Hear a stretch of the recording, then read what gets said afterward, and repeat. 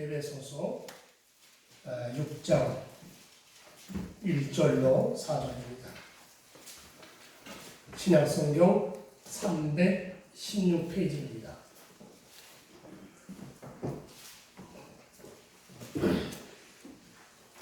에베소서 6장 1절로 4절, 제한절, 여러분들의 한절 찾으신 줄 알고 공동하겠습니다. 자녀들아, 주 안에서 너희 부모에게 순종하라. 이것이 옳으니라.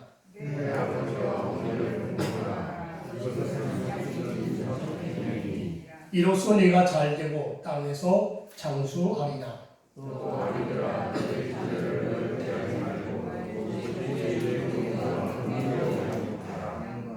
아멘.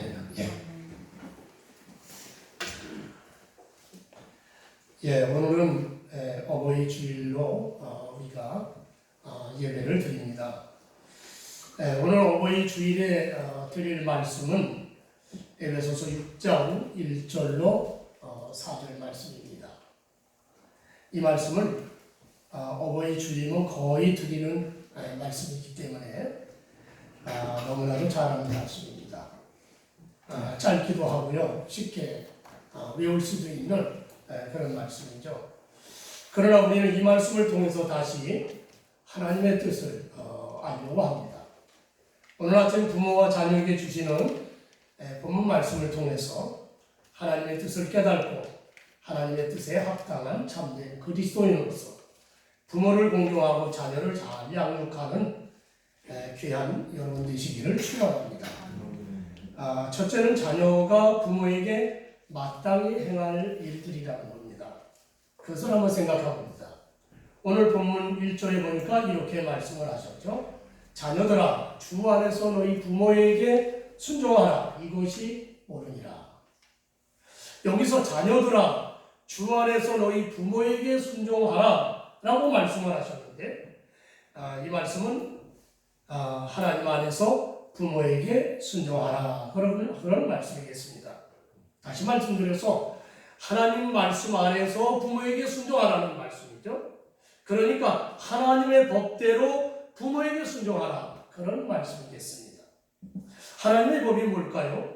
하나님의 법은 내 부모를 공경하라고 하는 명령입니다. 그것이 법입니다.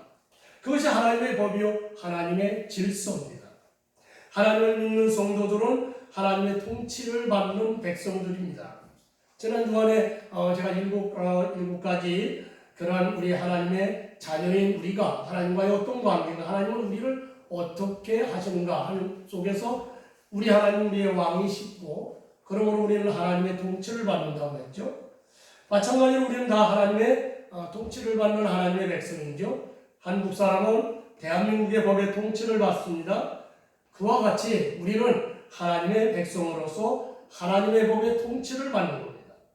하나님은 우리의 왕이시오 주인이십니다. 그러므로 당연히 하나님의 백성된 저와 여러분들은 하나님의 명령을 따라야 됩니다. 하나님께서 네 부모를 공경하라고 명하셨기 때문에 우리는 마땅히 부모를 공경하고 순종해야 됩니다.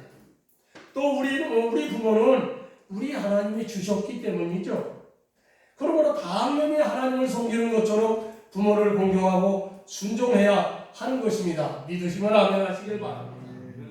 그러면 불신자인 부모, 예수님을 믿는 부모님들을 우리가 그렇게 섬기는데, 우리 부모님이 하나님을 안 믿습니다. 불신자인 부모님을 어떻게 해야 될까? 마찬가지죠. 이것도 마찬가지예요. 하나님의 명령이기 때문에 부모님이 불신자이더라도 똑같이 공경하고 순종하는 거예요. 다만 부모님이 불신자이기 때문에 부모님을 전도하는 일에는 우리가 힘써야 되는 것이죠. 그 영혼을 구원받기 위해서 부지런히 부모님의 영혼을 위해서 기도해야 하는 겁니다. 부모를 공경하고 순종하는 일은 옳은 일입니다. 그것은 자녀된 자들에게 마땅한 일입니다. 그것은 하나님의 법을 지키는 일이죠. 또한 하나님을 섬기는 일이기도 합니다. 그러므로 부모를 공경하고 순종하시기를 축원합니다. 자, 부모를 공경하고 순종하면 하나님의 축복의 약속이 있습니다. 오늘 이 3절에 보면 네 아버지와 어머니를 공경하라. 이것은 약속이 있는 첫 계명이니 이로써 네가 잘되고 땅에서 장수하리라 라고 했었습니다. 여기서 먼저 내 아버지와 어머니를 공경하라, 이것은 약속이 있는 첫 계명이니 라는 말씀을 한번 살펴봅니다.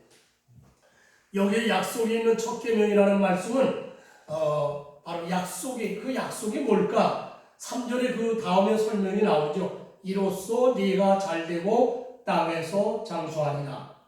첫 계명이라는 말은 첫 계명은 이제 이게 아니죠. 그런데 계명은 10계명인데 1계명부터 4계명까지는 하나님을 향한 우리 법령이고, 그 다음에 5계명서부터 10계명은 사람과 사람 사이의 법령입니다. 그런데 5계명이 내 부모를 공경하라라고 하는 법이죠. 그러니까 이 사람과 사람 사이의 첫 계명이라는 거죠. 자, 그런데 여기에 보면은 부모를 공경하고 순종하면 그 사람은 하나님의 복을 순종하는 사람이기 때문에 하나님께서 그 사람에게 복을 주셔서 범사가 잘되고 또한 장수의 복을 주시겠다는 약속입니다.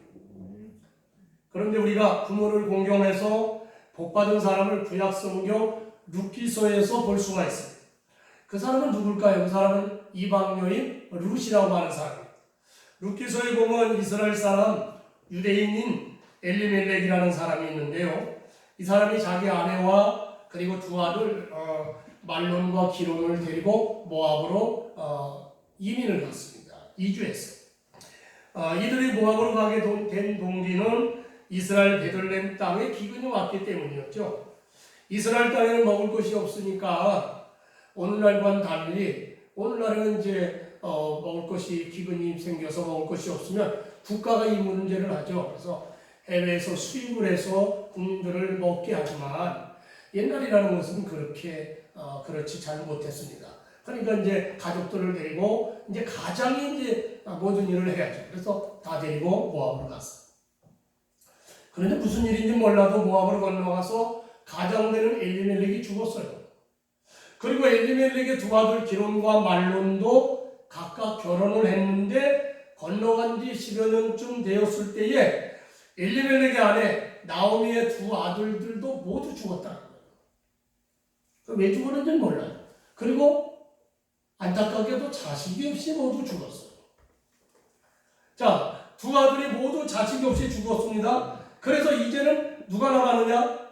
시어머니 되는 나오미가 남고, 그리고 두 며느리 오르바와 룻만 남았어요. 이렇게 되니까 시어머니 되는 나오미가 모압에서 살 소망이 없는 거예요. 뭘 보고 살아요? 희망이 없어요. 그래서 나는 베들레헴으로 돌아가겠다. 고향으로 간다. 무책임하게 나만 간다. 그거는 아니에요. 여기 보면 이 나오미는 양심적인 사람입니다. 왜? 이 두 며느리 가자. 그러면 옛날 법에 의하면 따라가야 돼요. 네? 따라가야 돼요. 그런데 뭐라고 하냐? 자, 나는 소망이 없으니까 고향으로 간다. 너희들은 다 너희 친정으로 가라. 너희 신을 섬겨라 가서. 이렇게 돌려보내요. 돌려보니까 오르가는 인사를 하고 어머니 만수무강하세요. 건강하세요. 그리고 갔어요. 근데 둘째 며느리 룻은 안 갔습니다. 아니 젊은 이 룻도 오르바도 젊지만 며느리 둘째 며느리 룻은 더 젊었어요. 그런데 돌아가라고도 안 돌아가요. 그리고 뭐라고 그러느냐? 시어머니에게 뭐라고 말을 하느냐? 룻기서 1장 16절 17절에 보면 어머니께서 가시는 곳에 나도 가고 어머니께서 머무시는 곳에서 나도 머물겠나이다. 어머니의 백성이 나의 백성이 되고 어머니의 하나님이 나의 하나님이 되십니다. 이렇게 신앙적 고백을 하고 안 따라간다. 남편도 없고 자식도 없는 젊은 여인 룻은 시어머니를 따라 베들레헴으로 와서 어머니를 모시고 또 어머니 하나님을 믿겠다는 거예요. 그렇게 해서 룻은 시어머니의 고향인 고국인 베들레헴으로 왔습니다. 룻에게는 이곳 베들레헴은 낯설고 물설은 이방 땅입니다. 그러나 이곳에서 룻은 자기의 시어머니를 극진히 섬깁니다. 마침 그때가 베들레헴은 추수 때였습니다. 룻은 아무것도 없으니까 들판에 나가서 이삭을 주어서 시어머니를 극진히 복양합니다. 그러다가 자기의 남편의 일가 친척인 베들레헴의 그 부자인 보아스의 밭까지 들어가 이삭을 죽게 됩니다. 그런데 하나님은 그렇게 시어머니를 공경하는 룻을 축복하셨죠.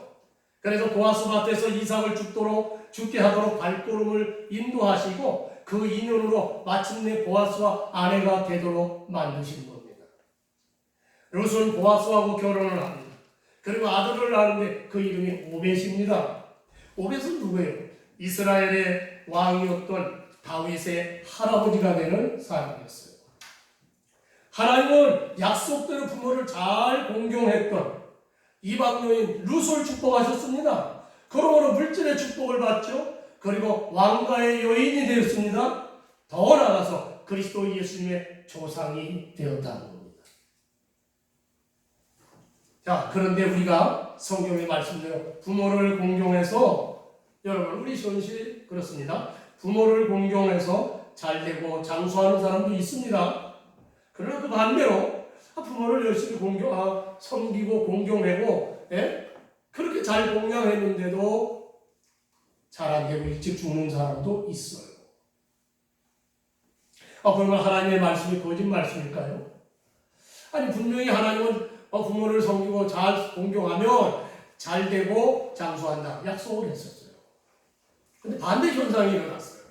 잘 되는 사람도 많아요. 그러면 하나님 말씀은 거짓 말씀일까요? 그렇지 않죠. 하나님의 말씀은 언제나 진리요 거짓이 없으십니다. 그래서 우리가 알아야 할 것이 있습니다. 이로써 네가 잘되고 땅에서 장수하리라라고 하는 이 약속은 개개인에 대한 약속이 아니라는 겁니다. 우리 한 사람 한 사람에 대한 약속이 아닙니다. 이 약속은 일반적으로 적용되는 약속입니다. 일반적으로. 다시 말씀을 드리면 믿는 성도 전체에게 하신 약속이에요. 나 개인에게 딱 집어서 내가 이렇게 너에게 약속한다. 이 약속이 아니에요. 우리 전체 믿는 사람들에게 약속하신 약속입니다. 그래서 장수하고 땅에서 잘 됩니다. 그러나 하나님께서 특별한 경우에는 잘 안 되기도 하고 또 일찍 데려가시는 경우도 있다는 겁니다. 우리가 부모님을 잘 섬기는데 성경대로 되어지지 않고 그런 경우도 있어요. 그건 뭐냐? 특별한 경우예요. 그건 하나님께서 특별히 그 사람을 일찍 데려가시는 경우도 있고 세상에서 잘 안 되는 경우도 있어요. 그러나 부모를 공경하고 순종하는 사람은 그렇게 일반적으로 세상에서 잘 되고 장수한다는 말씀입니다. 개개인의 한 사람이 안 되는 것은 그건 하나님의 특별한 경우죠. 하나님의 특별한 경우. 자, 그러면 대체로 우리가 다 하나님을 잘 섬기면 장수하고 잘 되는 줄로 믿으시길 바랍니다. 또 하나 부모를 공경하면 장수한다는 말씀에 배경이 있어요. 이건 뭐냐? 그것은 유대인 사회에서는 부모를 공경하지 않거나 부모의 말에 불순종하고 제멋대로 사는 자녀들은 어떻게 했습니까? 극형에 처해졌어요. 신명기 21장 18절 23절에 보면 어떻게 했습니까? 그 불효자를 돌로 쳐 죽였습니다. 마을 사람들이 모여서 장로들이 저 자를 죽여야 된다 그러면 다 돌 들어서 쳐서 죽였어요. 그런 무시무시한 법이 유대인 사회에 있었어요. 그러나 하나님의 말씀에 순종하여서 자기 부모를 공경하고 순종하는 사람은 어떻습니까? 돌에 맞아 죽을 일이 없어요. 온전한 수명을 누리며 살 수 있었던 겁니다. 그러므로 그는 장수한다는 말씀입니다. 자기 수명대로 살게 된다는 말씀입니다. 그러므로 지금도 하나님은 하나님의 말씀에 순종해서 부모를 공경하고 순종하는 자에게 세상에서 잘 되게 하실 뿐만 아니라 또한 자기 수완대로 살게 하시는 줄 믿으시길 바랍니다. 둘째로는 부모가 자녀에게 해야 할 일들이죠. 자, 부모가 자녀들에게 해야 될 일입니다. 그것은 먼저 부모는 자녀를 노엽게 하지 말라고 했습니다. 또 아니더라 너희 자녀를 노엽게 하지 말고 오직 주의 교훈과 훈계로 양육하라 라고 했습니다. 앞에 1, 2절 말씀에 보면 부모라고 호칭을 하다가 오늘 4절에 와서는 갑자기 아비들아, 부모들아 이렇게 하지 않고 아비들아 라고 하고 아버지만 언급하고 있습니다. 그것은 왜 그럴까요? 그것은 당시 사회 구조가 가부장 사회였음을 반영하는 말씀이에요. 가부장 사회. 가부장 사회에서는 아버지가 가정의 대표이죠. 예? 자녀 교육에 책임이 있기 때문에 그 책임이 아버지에게 있기 때문에 아버지만 언급을 했어요. 예. 오늘날 우리 사회는 가부장 사회가 없어졌어요. 호주제가 80년도에 없어졌고요. 요즘에는 뭐가 나오는 줄 아세요? 법무부 무슨 특별위원들이 뭐라고 법무부에 권고를 하냐면 이제는 결혼하면 성을 아버지 남편의 성만 따르게 하지 말고 아내의 성도 따르게 하라. 그래서 그 두 사람이 합의해서 성을 올리도록 하라. 이렇게 이제 권고했다고 해요. 자, 우리나라가 말입니다. 난 모르겠어요. 저 보수적인지 몰라도 그 참 앞에 너무 앞서가도 앞서. 미국은요, 일본은 결혼하면 남편의 성을 따르잖아요. 그럼 그 나라는 자유민주주의가 아닌가요? 선진국이 아니에요. 근데 참 우리는 너무 앞서가요. 자, 아무튼 지금 그런 우리의 사회입니다. 그런 사회인데 가부장 사회에서는 아버지만 이야기해도 그 아버지만 말하는 게 아니에요. 그 아버지만 말하지만 사실은 부모를 말하는 거예요. 그래서 아비들아, 이것은 부모들아 이렇게 보시면 되는 겁니다. 자, 여기 부모는 자녀들을 노엽게 하지 말라고 했어요. 그럼 부모가 자녀를 노엽게 만드는 이유가 뭘까요? 부모가 자녀를 노엽게 하는 이유, 그것은 상식을 벗어나는 언행을 함으로 자녀들이 분노하는 겁니다. 상식을 벗어나 자녀를 지키기 위해서 엄격하게 훈련시키는 것은 큰 문제가 되는 일은 아닙니다. 그런데 문제는 자기가 그렇게 살지 않으면서 자녀에게만 요구하면 자녀가 분노하는 겁니다. 옛날 이야기 가운데 서당 훈장이 아이들을 가르치면서 자기는 그 이제 한문을 가르치는 거예요. 가르치면서 이게 바람풍인데 자기는 뭐라 그러냐, 혀가 굳었는지 잘 말이 안 돼가지고 바람풍 이렇게 말을 하는 거예요. 그래서 아이들에게 바람풍 하고 따라 하는 겁니다. 그랬더니 아이들이 말합니다. 선생님 말씀대로 그냥 바람풍 그러는 거예요. 바람풍인데, 그래서 그 훈장이 아이들을 야단을 치는 겁니다. 화를 내면서 이놈들아, 나는 바람풍해도 너희는 바람풍을 해야지. 그렇게 야단을 쳤다는 말이죠. 마치 그와 같은 일이에요. 말도 안 되는 얘기죠. 자녀들을 교육할 때는 부모가 먼저 본을 보여야 하는 겁니다. 자녀들에게 온전함과 의로움을 보여주면 자녀들은 그 부모의 말에 순종하는 겁니다. 말보다는 본된 생활이 더 강한 영향력을 준다는 겁니다. 어느 신학대학에서 머리를 붉게 염색한 학생이 나왔어요. 그 때문에 보수적인 신학계에서 벌컥 뒤집어졌습니다. 그래서 교수의 얘기가 뭐였어요? 머리를 붉게 염색한 그 신학생을 어떻게 징계해야 되냐? 난리가 났어요. 이 신학생이 말에 머리를 뻘겋게 하고 돌아다닌다고요. 그래서 그것 때문에 이제 뭐였습니다. 이 학생을 어떻게 해야 되느냐? 징계해야겠는데, 그랬더니 어떤 한 교수가 일어나서 이렇게 얘기합니다. 나도 흰머리가 많아서 검게 염색을 했습니다. 검은 머리를 붉게 염색했다고 해서 징계할 수가 있어요. 그 학생이 성경을 위반했다면 모르지만, 성경을 위반했다면 징계 대상이 되지만, 아니 교수도 머리가 허해서 검은 물로 검은색으로 염색을 했는데, 아니 학생이 다만 검은 머리를 빨간 머리로 염색했다고 해서 징계해서는 되겠습니까? 그것도 못할 법이 어디 있겠습니까? 교수도 검게 물들이는데 학생이 빨갛게 한다고 해서 문제가 되겠습니까? 검은색이냐 붉은색이냐 차이뿐이지 문제는 없을 것 같습니다. 그래서 결국 그 학생을 징계하지 않았다는 거예요. 자녀들에게 술을 먹지 못하게 하려면 부모들이 먼저 술을 먹지 말아야 되겠죠. 자녀들이 담배를 피우지 못하게 하려면 부모들이 담배를 피우지 말아야 합니다. 자녀들에게 해로운 것은 부모에게도 해로운 것입니다. 그러므로 먼저 부모들이 이와 같이 바르게 살아야 한다는 거예요. 자녀들이 볼 때 상식적으로 살아야 합니다. 특히 성경적으로 살도록 애써야 합니다. 그리고 자녀들을 훈계할 때에 자녀들이 노여워하지 않는 그럴 때 노여워하지 않는 거예요. 그럴 때에 그 부모의 권위가 올라가는 겁니다. 그 다음에는 주의 교훈과 훈계로 양육하라고 했는데요. 자, 왜 주의 교훈과 훈계로 양육하라고 했을까요? 그것은 대부분 부모들이 자녀를 교육할 때에 부모의 권위를 가지고 교육하는 경우가 많다는 겁니다. 내가 아버지니까, 내가 어머니니까 그런 이유로만 자녀를 훈계하고 양육하는 겁니다. 믿음의 성도들도 다 우리가 유교 전통 교육을 받진 않았어요. 우리 다 유교 전통 교육을 받지도 않았습니다.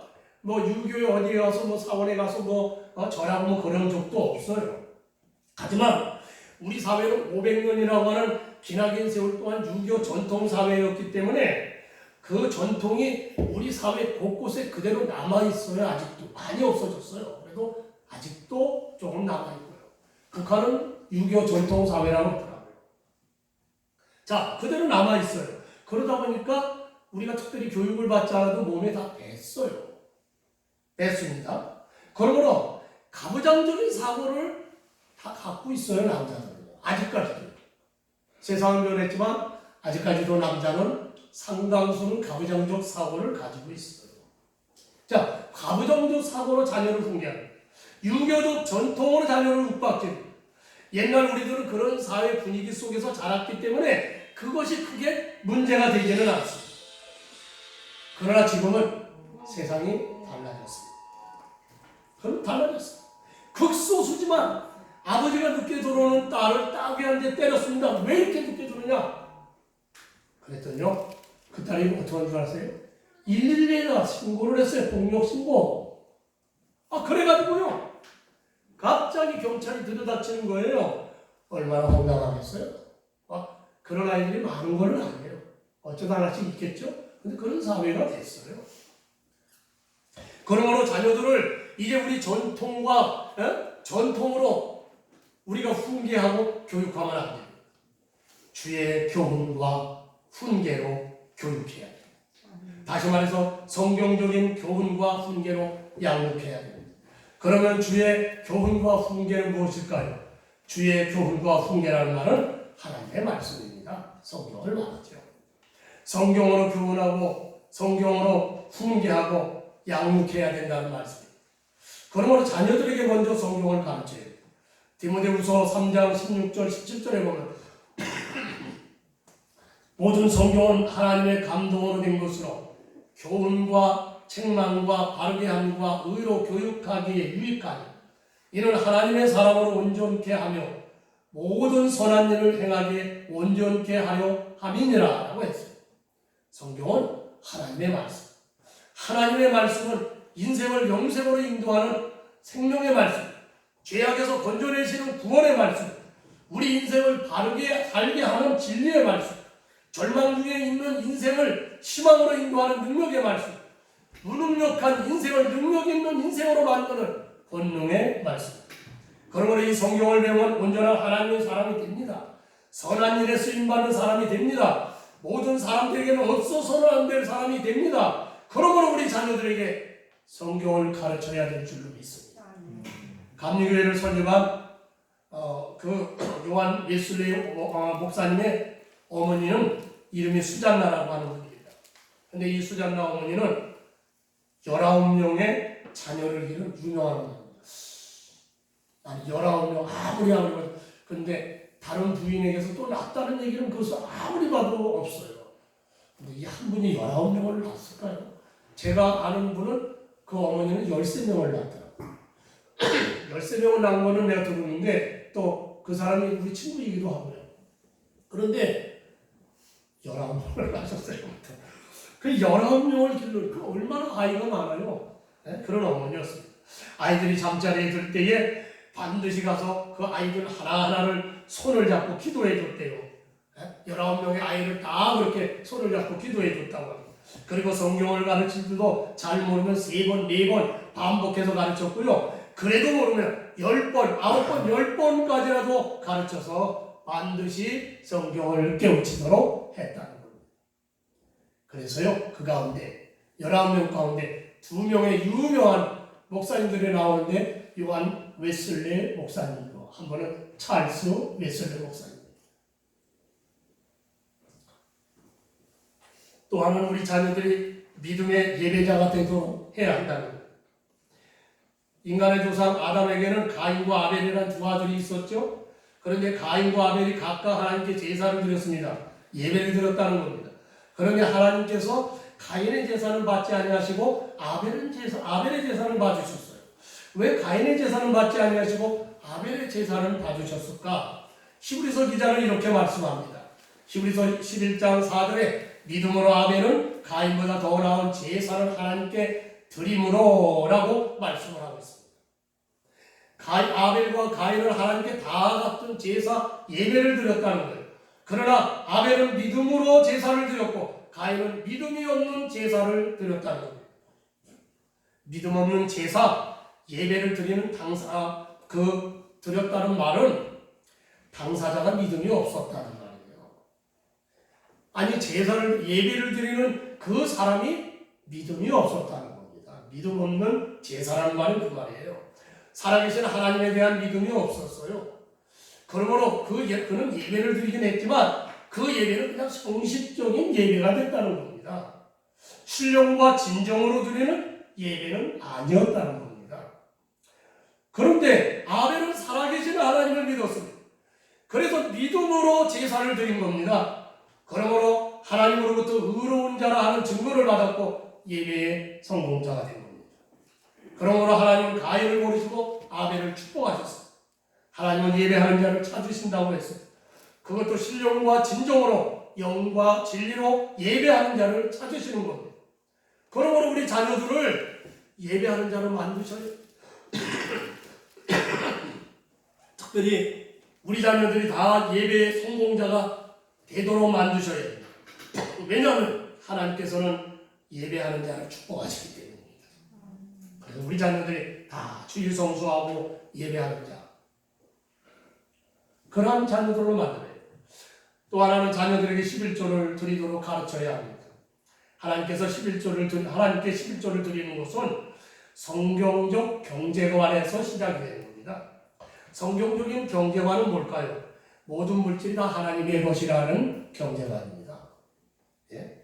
그러므로 욥이 어떻게 고백을 합니까? 주신 이도 여호와요, 거두고 가시는 이도 여호와 하나님이십니다 라고 말씀을 하잖아요. 그것이 그 사상이 성경적인 경제관입니다. 그러므로 우리 것은 하나도 없습니다. 다 하나님의 것입니다. 그러므로 물질을 주신 하나님께 감사해서 수입에 11조를 떼어드리는 겁니다. 뉴욕타임즈에 의하면 금세기 갑부 16명 가운데 미국의 석유 왕으로 알려진 록펠러라고 하는 분이 1위라고 하죠. 그런데 록펠러는 33살 때 백만장자가 됐고요. 10년 후에는 세계에서 가장 큰 회사를 소유하게 됐어요. 그리고 53세 때는 세계 최고의 부자가 되었고요. 그 당시에는 억만장자가 록펠러 한 사람뿐이었는데요. 한 주일의 수입이 100만 달러나 100만 달러가 되었다고 하죠. 자, 그런데 그가 그렇게 이 세상의 경제권을 가지게 된 그 이유가 뭘까요? 그러나 어릴 때부터 그의 어머니는 유대인이었는데 유대인 어머니로부터 철저하게 교훈받고 가르침을 받았기 때문이라고 하죠. 어머니로부터 10가지 교훈을 받았는데 그 가운데 4번째가 뭡니까? 수입의 11조를 반드시 떼서 드려라. 수입의 11조를 반드시 떼서 드리라.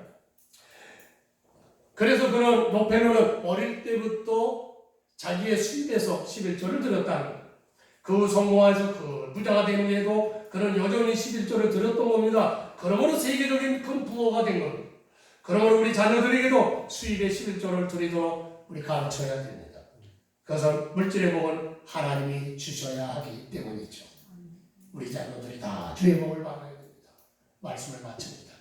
자녀들은 부모를 공경하고 순종하여야 되죠. 그것은 하나님의 법을 따르는 일입니다. 그것은 하나님께 순종하는 일이기도 합니다. 그러므로 하나님을 공경하고 순종하듯이 우리는 부모를 공경하고 순종해야 됩니다. 그리고 우리 자녀들을 하나님의 말씀으로 교양해서 복받는 자녀들로 만들어야 될 줄로 압니다. 그래서 우리 자녀들에게 성경을 가르쳐야 되고 또한 하나님 앞에 참된 예배자가 되도록 훈련시키고 그리고 11조를 드리는 사람이 되도록 가르쳐야 됩니다. 그래서 우리 자녀들이 복받도록 우리는 만들어야 됩니다. 그러므로 우리 온 가족이 다 하나님의 복을 받아 화목한 가족, 주의 복이 넘치는 가정들이 다 되시기를 주의 이름으로 축원합니다. 기도하시겠습니다. 하나님 아버지, 귀하신 은혜와 사랑하심을 감사합니다. 주님께서 저희들을 사랑하시고 오늘 어버이 주일에 우리 부모님을 공경하는 말씀과 또 우리 자녀들을 참으로 주의 교훈과 훈계로 교육하는 것을 이와 같이 명하신 말씀을 우리가 함께 생각을 했습니다. 하나님 우리 가정이 우리 온 가족이 복을 받아야 되는데 이 말씀을 정말 순종해서 아버지의 복종해서 참으로 우리가 복받는 우리 온 성도들 참으로 주의 백성들이 되게 하여 주시옵소서. 예수님의 귀하신 이름으로 기도하옵나이다.